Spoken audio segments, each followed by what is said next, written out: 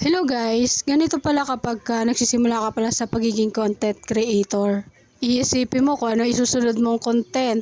Iisipin mo kung ano yung content na makakahata ka ng mga viewers. Lalo na sa katulad ko nagsisimula pa lang. Napakahirap kasi ako na ang nagbibideo, ako pa ang artista.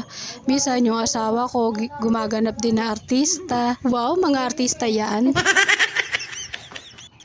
Ako rin ang nag-e-edit.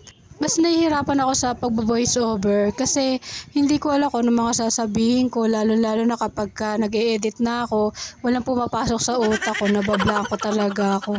Minsan naman may naiisip akong sasabihin, mas lamang pa yung nabubulol ako.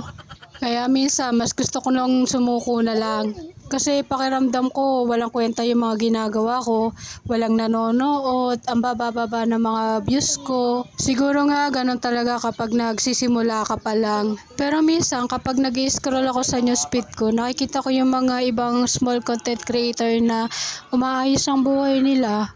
Lalo na yung mga nagpe-flex ng earning nila sa Facebook.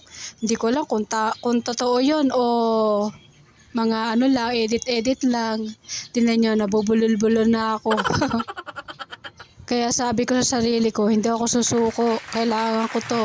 Para sa pamilya ko, para sa pag-aaral ng aking mga anak, para sa kanila lahat to. Kaya kung umabot ka man dito, maraming salamat. Huwag mo pong kalimutang i-like and share ang aking mga video para marami rin makapanood. Pasensya na po kayo sa boses ko ngayon kasi katatapos ko lang mag-video, okay, kaya medyo pause ako.